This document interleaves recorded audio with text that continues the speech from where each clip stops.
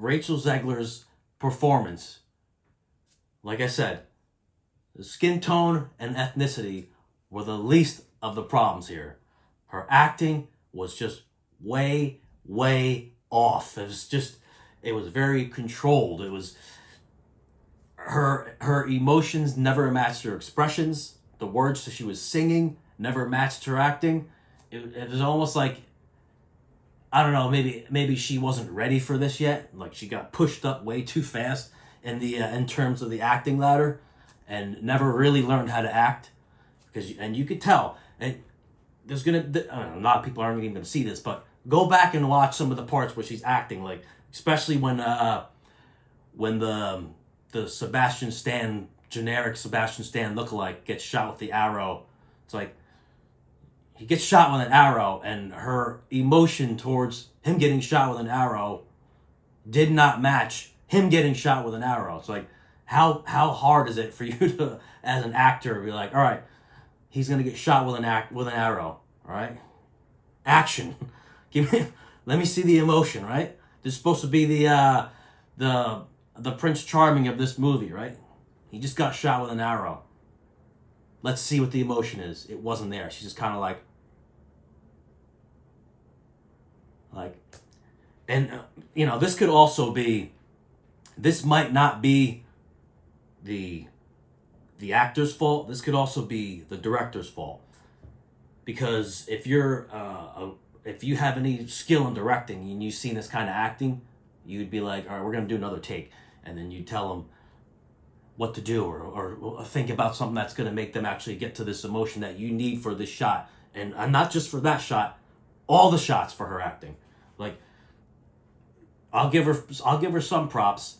She can make her eyes tear, but whenever she's making her eyes tear, the emotion in her face doesn't match the emotion of the scene.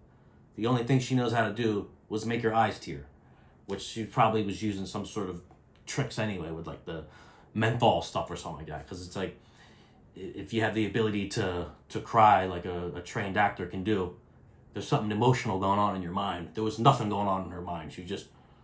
You could see it. It's just somehow, I guess she, like I said, there's tricks, or she just has the ability to make her eyes tear, but that's it. Also, it could be maybe she can't take direction, or doesn't want to take direction. She could have that. I mean, we already know she has an attitude towards things where she's a know-it-all type of person.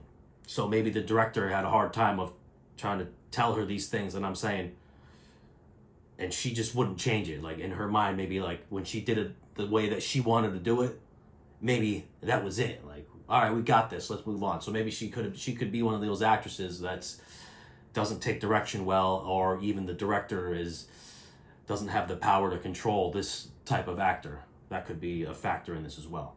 Big problems that I seen were in the story and in the structure. I think that the film moved too quickly past all of its agenda-driven storylines and never gave you a chance to actually become emotionally attached to any given scene. It was always, here's this scene, let's get this agenda that we want to talk about, boom, move to the next one.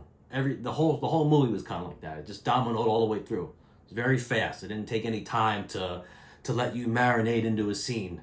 They just boom, click, and then boom, boom, boom, boom, boom, boom, boom.